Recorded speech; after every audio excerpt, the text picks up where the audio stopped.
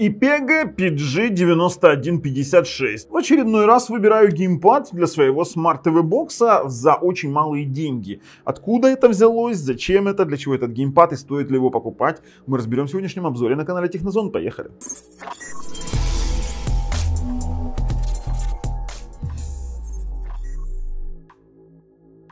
Вообще, я вам скажу, геймпад достаточно интересен для начала своей ценой. А во-вторых, он интересен своим размером. Я настолько сильно устаю от игры на геймпадах, у которых стики расположены один снизу, другой сверху, и под ним расположена крестовина для экономии места. И у меня достаточно большие руки, у меня зачастую уже такой туннельный синдром, наверное, образуется. А здесь это вот формат, как вы знаете, был GameSir T1S. Вот здесь такой же формат, это удлиненный геймпад со скобой, достаточно жесткой для игры на смартфоне, с дополнительными кнопками. Ну, там мы все посмотрим на распаковке. Здесь есть кнопки и Turbo, Android, там Start, iOS, они там наделали всякой фигни. Но самое приятное здесь это расположение аналоговых стиков по бокам. То есть не так, как, знаете, там крестовина под стиком. Плюс здесь у нас есть не что иное, как донгл. Сразу начну матюкаться. Дело в том, что донгл выковырять отсюда просто пальцами не получается. Нужно использовать какой-то острый предмет. То есть он подключается не только по Bluetooth, он подключается еще и через стик, который включается в USB. Но давайте, перед тем, как мы перейдем на AliExpress, подпишитесь, нажмите колокольчик, и будет вам счастье.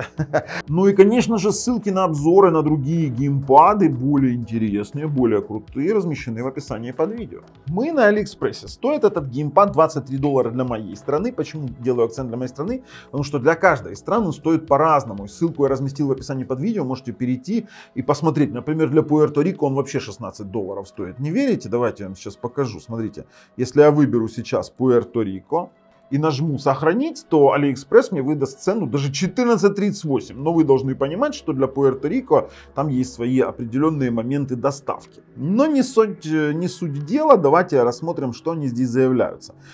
Есть Bluetooth 5, поддерживает Android, компьютер, TV-бокс и PlayStation 3. Ну, плюс он еще и поддерживает iOS, насколько я понимаю. Ну, давайте посмотрим инструкции сразу. Инструкция на английском языке. В принципе, это нормальная тема. Да, iOS он тоже поддерживает. Дальше, что они у нас? Да, вот они iOS написали. Поддерживает турбофункцию, мейпинг кнопок. Под него есть специальное приложение для IPEGA. А здесь уже пишут Bluetooth 4.0. Вот кому верить? Плюс 2.4 коннектор. Да ладно, это дело такое. 360 джойстик позиция, есть скоба, турборежим, 380 мА. Кстати, насчет батареи, да, 380 мА на 15 часов хватает с головой. С головой совместим с популярными играми. Здесь даже расписано, что и как подключать, какими режимами. Мы тоже это все рассмотрим. В принципе, больше ничего такого интересного нам здесь не написали. Я думал, сейчас как начнут расписывать там и с чем совместимо и все такое крутое, но нет, со свечом оно несовместимо. Давайте так, вот я вам сейчас расскажу в двух словах, что мне понравилось, что не понравилось. Понравилась цена, потому что ближайший конкурент, который, вот, допустим, помощнее, там, с вибриками уже, там, с различными плюшками, со светящимися кнопками, будет стоить от $50, а этот геймпад все-таки стоит в районе 20. Но здесь нет вибриков для винды, здесь есть скоба нормальная, здесь есть донгл, здесь есть мелкие слепые зоны на правом стике. На левом они тоже есть, но не настолько мелкие, что и не настолько они важны. Почему? Потому что прицеливание в основном идет правым стиком. Здесь вот есть момент. Поэтому этот геймпад я мог бы, в принципе, организовать скажем так, незаядлым геймерам, которые не играют в супер какие-то шутеры с точным выцеливанием. Это хорошо для бродилок, типа Space Marshal'ов, это хорошо для Xenoverse, это хорошо для каких-то гоночек, это я имею в виду Android TV платформу. При этом этот геймпад совместим со Steam, этот геймпад совместим с GeForce Now. Обязательно сейчас попробуем на нашем Smart TV боксе, но перед этим мы его сейчас подключим к тестовому моменту на винде и потестируем, что у него там работает, что не работает. В целом переходим, а резюме уже ждем потом в конце видео. Так что перешли. Распаковка. Все как обычно. Смотрите, все под пломбочками. Блин. Пломбы срежем, потому что их отковыривать неудобно.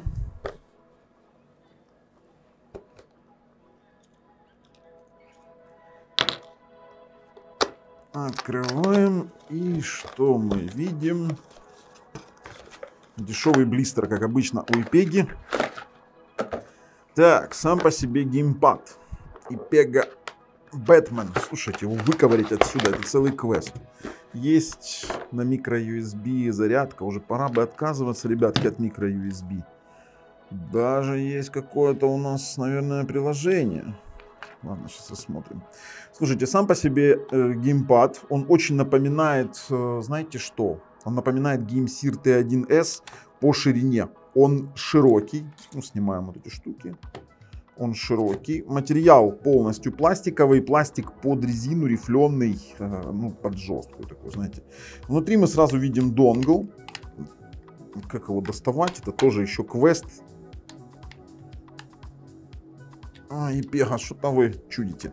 Есть донгл, кнопка домик. Теперь расположение аналоговых стиков. Расположение аналоговых стиков достаточно удобное для больших рук. Серьезно вам говорю, очень удобно. Есть у нас крестовина, кнопка Select Android Turbo, Start iOS Clear. То есть у нас здесь выбор по кнопкам. Ну, стандартная крестовина YXAB. А курки, тут еще надо выяснять. Слушайте, они мягкие. Возможно, даже как курки работают, а не как кнопки. Будем посмотреть. B, T и T. Как-то они тоже сделали. Не L1, L2. Ну все, больше здесь ничего нет такого. Переключателей режимов нет. Есть скоба. Ну, скобу сейчас мы попробуем. Насколько у нас скоба все выдерживает. Ну-ка. Ну, скоба достаточно нормальная. Ну, сейчас еще раз. То есть главное, чтобы он не выпадал при перевороте. То, что он может складываться, это понятное дело. Давайте я зафиксирую. Не, скоба норм. Можно играть. Ну, это если в случае со смартфоном. Если в случае со смартфоном, в случае с ТВ-боксом, то, что нас интересует, мы сейчас попробуем. И, конечно же, попробуем еще на компе. Ну что, переходим и тестируем. Ну что, начнем мы, наверное, с подключения его к компьютеру. Для того, чтобы проверить его... Знаете, с чем сразу сталкиваюсь? Это достать вот этот вот... Ну и как его достать? Вот это неудобство. Выколупать вот этот вот донгл из геймпада нужны дополнительные отвертки. Это крайне удобно. Так, включаем наш геймпад. Подключили к компьютеру. Определяется он как PlayStation 3 геймпад. Что в принципе нормально и правильно. Так и должно быть, по идее. Так, теперь он настраивается как Xbox 360 для винды. Тоже правильно, мультиплатформа. Для того, чтобы его подключить через 2.4 режим для компьютера, нам нужно зажать L1 и домик. L1 и домик, хорошо. Зажимаем L1 и домик. Оп, у нас определился геймпад, на экране мы увидели. У нас загорелось два диода. Слушайте, ну будем сейчас смотреть, что у нас получится. L1 и домик заработал. Сейчас будем пробовать. Так, по осям оси заработали. Все оси заработали. Поехали пробовать кнопки. Не работают. Доп-кнопка Select работает. Старт работает. Слушайте, а тут же больше ничего нету. Есть кнопки в самих стиках. Смотрите, кнопки в самих стиках есть, отрабатывают. L1, R2. Потом... А ну подождите, геймпад тестер. Сейчас посмотрим по нему, как у нас работает. Так, а ну геймпад подключился. Мне знаете, что интересно? Как работают кнопки у нас просто... Это не курки, это просто кнопки. То есть то, что я говорил, вот эта вот цена геймпада, она играет роль. То есть, ну, смотрите, если я возьму, например, тот же самый GameSear на текущий момент и подключу, вы сейчас увидите, что такое работают курки, а не кнопки. Здесь мы видим кнопку, она просто выдает B6 единичку и все. Вот вы видите, да, оно нажимается. Если я включаю свой геймпад GameSear G4 и включим его, вот он провибрировал, то знаете, как курки срабатывают? Я нажимаю, А у меня вот здесь вот Axis 3, вот Axis 3, видите, оно еще срабатывает на силу нажатия, показывает силу нажатия. В IPEG такого нет, они до сих пор не победили эти самые курки. То есть вот таким вот образом это все дело происходит. Поэтому, ну, есть как есть. Я должен вам об этом рассказать, что здесь не курки, а просто кнопки. Так, подключилось, да, вот видите, то же самое, просто кнопочки. Пробуем наши... Слушайте, на удивление очень мягкие аналоговые стики я сейчас тестирую. И у нас получается, знаете как? Есть небольшая мертвая зона, когда уходим вправо. Смотрите, я смещаю вправо. И только потом точка начинает двигаться. Влево у нас тоже есть минимальная мертвая зона. Вверх практически нет мертвой зоны, и вниз тоже практически нет. У нас есть небольшие мертвые зоны по горизонтали. Это на правом аналоговом стике.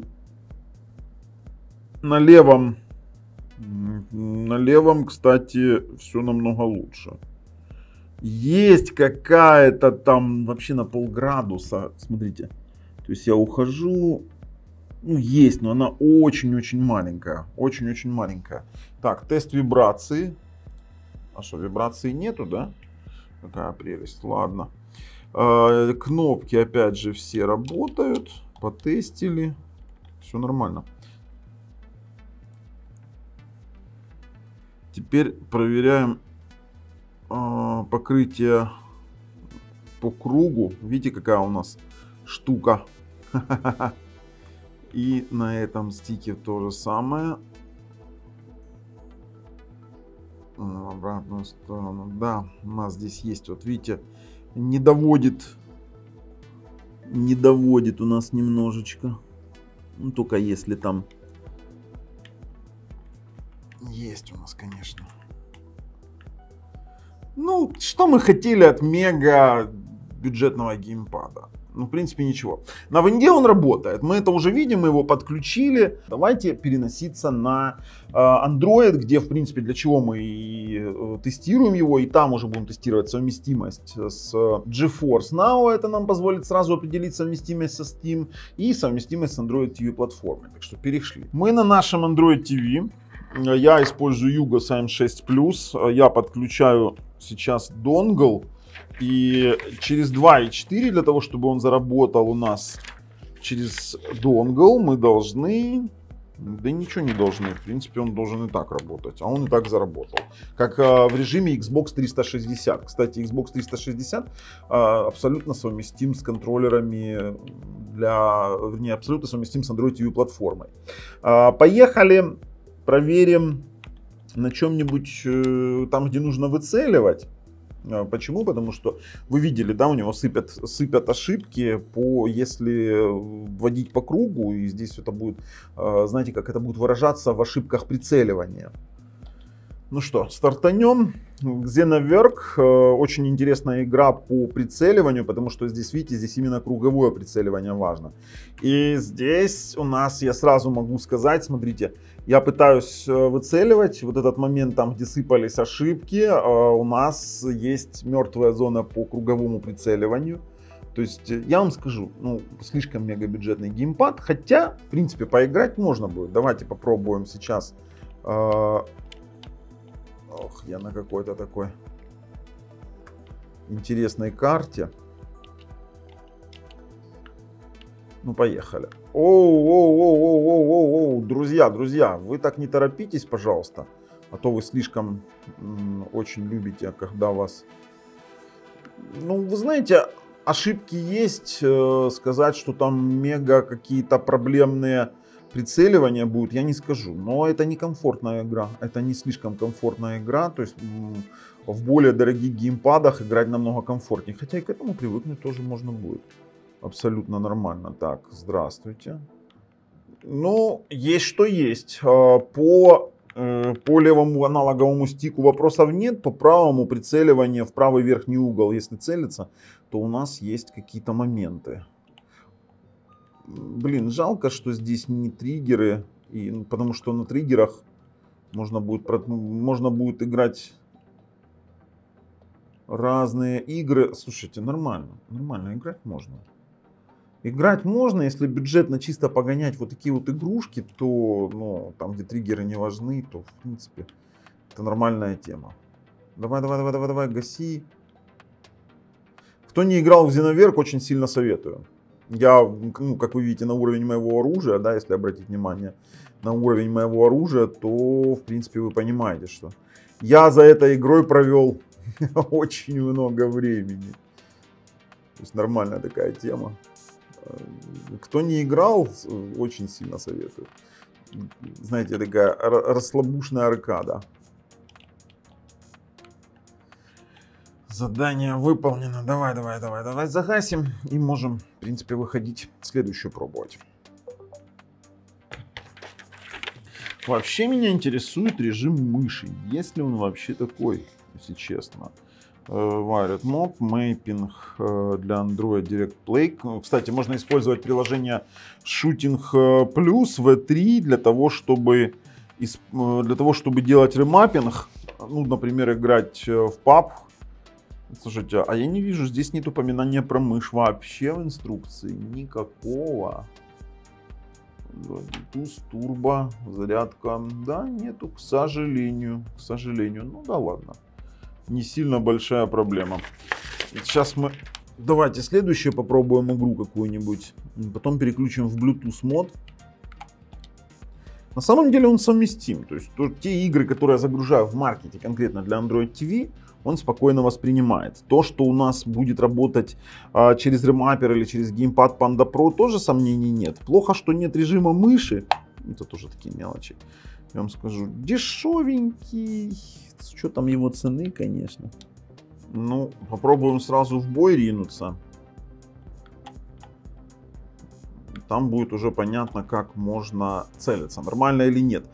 Сильно большое сомнение. Для смартфона, может быть, не знаю, сомнение. Вот надо брать подороже. Вот мое мнение, что не скупиться, заплатить там эти $50 за IP. Во-первых, здесь нет вибрика. Здесь нет вибрика. По крайней мере, он у меня не заработал на тесте. Ну, поехали. Давай. Опа. И попробуем тонкое выцеливание. Ага, не-не-не-не. Это геймпад не для такого, знаете, высокоточного шутинга. Это 100%. Тяжело целиться. Я не скажу, что это невозможно. Возможно. Но целиться в край тяжело. На этом геймпаде нормально будет играть в гоночки. Я думаю, что там вообще проблем не будет. Давайте идем вглубь вышки. Открываем. Ну, совместимость есть. В режиме Xbox 360 через донгл он работает. Это лучше, чем чистый Bluetooth, я считаю. Потому что сейчас Android TV платформы нормально работают с Xbox 360 и подобными геймпадами, по крайней мере. Знаете, такие вот. А ну давай, давай, давай, давай. Здравствуйте. Здравствуйте.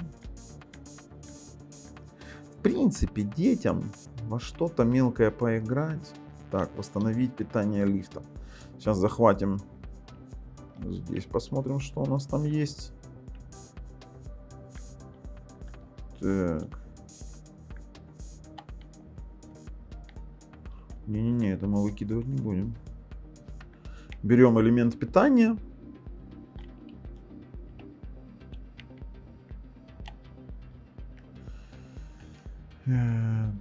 Ну, в принципе, слушайте, можно играть. Можно играть. Если в круговую целиться вверх, то это будет невозможно, потому что у него есть задир. Ну, то, что мы на тестах видели, вправо. Вот я сейчас нажимаю вправо и вверх, а он не поворачивает вправо и вверх, он тупо поднимает вверх. То есть это работает на всех других осях. То есть, допустим, если влево вверх нажимаю, то он нормально поднимает влево и вверх. Если вправо вверх, то он только вправо. Вот именно помните, там где показывали, то есть когда мы по кругу проводили, там именно вправо вверх была проблема, он не досылал сигнал о стике вправо вверху. Ну ладно, слушайте, сейчас еще опустимся вниз, еще чуть поцелим. Хотя, как дешевый, да, дешевый он что-то работает геймпад. Тара-та-та-там. Идите сюда. Где вы все лазите? Чиполлины, короче, какие-то. Давай, давай, давай, давай, давай. Для тех, кто не играл в эту игру, очень сильно советую. Хотя для этого нужна какая-нибудь платформа помощнее, например, S922 процы на M-Logic, либо все-таки Nvidia Shield TV. Но для Nvidia Shield TV вообще этот геймпад не стоит брать. Это для какого-то такого, для аркадного гейминга. Все, выключаем эту игру. Street Outlaws. Играли? Играли когда-нибудь в эту игрушку? Ничего такое, дрифтер. Ай, зачем я нажал научиться играть? Ну ладно, будут нас сейчас дрифту обучать. Ну поехали. Да, для гоночек это нормально, потому что вы управляете преимущественно левым стиком. Давайте подрифтуем немножко. Преимущественно левым стиком. Здесь вам курки не важны как таковые. У левого стика нет проблем с вот этим вот... сейчас. С мертвыми дикими зонами по горизонтали, которые есть у правого стика для прицеливания. Поэтому в гоночке это даже очень даже неплохо. Вы выполнили занос. Я очень рад, что я выполнил занос. Давайте дальше поехали. Инициируйте занос в бонусной зоне с отмеченной отпечатком шин. Давай, поехали. Сейчас попробуем инициировать. Потеряли очки какие-то. Давай.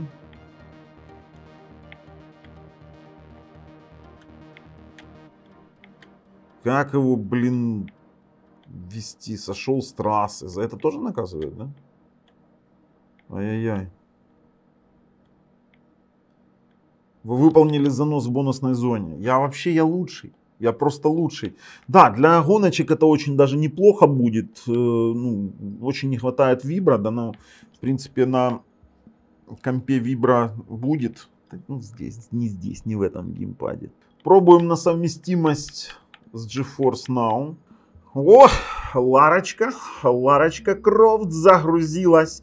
Хотя, вы знаете, слушайте, он подхватился. Подхватился Steam, подхватился... моим любимым GeForce Now. Слушайте, ну по размеру вообще геймпад очень даже идеален. Он даже шире, чем GameSear G4, поэтому я думаю, что вот будет очень удобно. Сейчас посмотрим, как будет нам удобно выцеливать. Ага, здесь та же самая проблема. Смотрите, я поставил в режим выцеливания. Я нажимаю лево-вверх, у нас идет лево-вверх. Я нажимаю право-вверх, у нас идет с трудом право-вверх, оно больше уходит вверх. Именно из-за той зоны слепой, которая у нас есть. Поэтому мы должны на этом акцентировать с вами внимание, что у нас есть определенная проблема при детальном выцеливании. Плюс у нас нет курков. То есть она, видите, она не натягивает у меня тетиву, а просто сразу ее ставит в режим натянуто. То есть не так, как если бы я использовал GameSear, то я бы ее мог натянуть, степень натяжения менять. Ой, олень. Олень, иди сюда. Где там олень? Воу, волчки. Блин, а вот волчков мне будет очень трудно приколопуцать. Потому что... Тихо.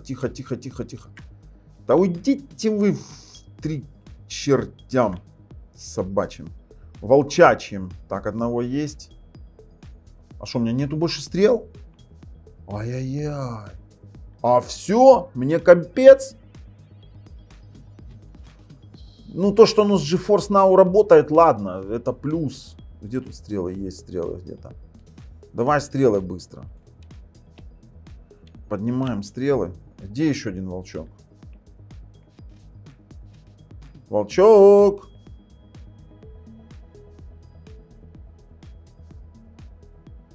А вот он. Собака ты, волчок. Нет, ты, конечно, волчок. Мимо. Да ты что? Ну, блин, опять вас двое. Да, целится тонкое прицеливание. Это чуть-чуть не про этот геймпад. Это геймпад для каких-то бродилок, для каких-то игр гоночек. Слушайте, куда делись они? Но факт остается фактом, что наш геймпад совместим в режиме Xbox 360, совместим с нашим любимым GeForce Now. Что, никого нету? А вон он, олень. Давайте оленя сейчас попробуем. Чувак. А, все, у меня стрелы закончились. Какая милая игра. То стрелы заканчиваются, то еще что-то. Нам необходимо сейчас переключить этот геймпад в режим андроида, именно Bluetooth андроида. Это будет A плюс домик, это Direct Play Android и домик плюс X, вернее X плюс домик, это главный режим, то есть у нас есть два режима для андроида. Я убираю вот этот вот наш любимый донгл и включаю добавить устройство Bluetooth. Добавить устройство. Давайте A плюс домик. Что такое BM? Вообще не знаю, что такое. Давайте A плюс домик. Что-то заморгало. Кто играл когда-то в R-Type? Я в R-Type играл еще в детском возрасте на Sinclair ZX Spectrum. А ну давайте. Да, это старая игрушка. Ну, работает. Сейчас еще какую-то игру попробуем на точность прицеливания через Bluetooth. Слушайте, вообще окунулся в детство, Окунулся в детство. Ах, как неудобно на Bluetooth так играть. Слушайте, а что у нас разница есть какая-то? Сейчас мы попробуем на какой-то игре Warzone, думаю, будет нормально. Почему? Потому что там можно по кругу попробовать поводить. Ну, работает. Ай, обожаю. На Android TV эта игра одна из самых интересных. Она красивая просто-напросто. Зачем мне что-то покупать? Это не то. Это не то. Мне нужна игра на прицеливание. Фортом это трудно назвать. Слушайте, ладно. Я готов проходить, резюмировать данный геймпад для ТВ-бокса за столь малые деньги. Поэтому переходим. В качестве резюме скажу, ребята, что геймпад за свои деньги для непритязательных пользователей, иногда поиграющих в какую-то аркадную игрушку, очень даже подходит. То есть я не считаю, что если бы я играл там в один Xenoverse и еще парочку гоночек типа там Real Racing и тому подобное, то мне нужно было бы покупать мега-дорогой геймпад там за 50-100 долларов. Нет, этого делать абсолютно не нужно, и можно купить такой геймпад, о котором я уверен, вы забудете через месяц. Я просто уверен. Поэтому если... Вот давайте мое резюме таково. За 20 баксов купить можно. Если хотите качественно играть и с удовольствием, то я думаю, что ближайшие конкуренты 8BitDo, GameSir, ссылки на которые разместил в описании под видео, будут более интересные и более полезные. Поэтому наш вердикт таков. Если нравится то, что мы делаем, ставим пальцы вверх. Если нет, пальцы вниз. Обязательно подписываемся. С вами был Bubble. Нагнали Технозон. Пока.